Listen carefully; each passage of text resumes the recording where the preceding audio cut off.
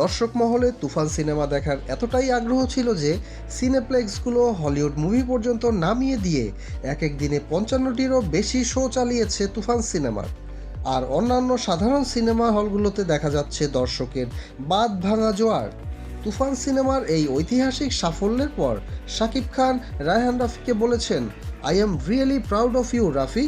আর এই সিনেমা মুক্তির আগেই অর্থাৎ ডাবিং শেষ হওয়ার দিনই শাকিব খান নিজেই রায়হান রাফিকে বলেছেন যে রাফি, তুমি কি বানিয়েছো তা তুমি নিজেও জানো না। আমার দীর্ঘ ক্যারিয়ারের অভিজ্ঞতা থেকে বলছি, সিনেমা অন্য লেভেলে পৌঁছে গেছে। এই তুফানকে আর কেউ আটকে রাখতে পারবে না। এটা ওয়ার্ল্ড ক্লাস সিনেমা হয়ে গেছে রাফি।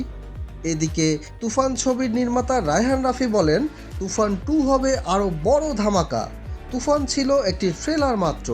তুফান ন্যাশনাল লেভেলে খেলেছে আর তুফান 2 খেলবে ইন্টারন্যাশনাল লেভেলে, অর্থাৎ এটি হবে ইন্টারন্যাশনাল লেভেলের একটি মুভি। ঈদের দিন থেকে দেশের প্রায় ১২৯টি হলে মুক্তি পেয়েছে তুফান।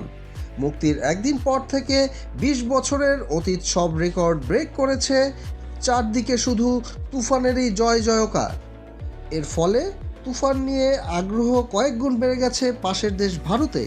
বিশেষ করে পশ্চিমবাংলার দর্শকেরা সুপারস্টার শাকিব খানের এই মুভিটি দেখার জন্য মুখিয়ে আছে। নির্মাতা রায়হান রাফি জানান, ২৮শে জুন অর্থাৎ আগামী সপ্তাহে ছবিটি মুক্তি পেতে যাচ্ছে পশ্চিম বাংলায়। বাংলাদেশের সিনেমাটি মুক্তির প্রথম দিনে শুধু সিনেপ্লেক্স থেকেই আয় করেছিল ১,২০,০০,০০০ টাকা।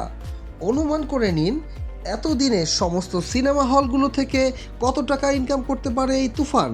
প্রতিদিনই দেশীয় সিনেমার একের পর এক রেকর্ড ভাঙছে তুফান। প্রিয় দর্শক, বাংলা সিনেমার সাথেই থাকুন। জয় হোক বাংলা সিনেমার।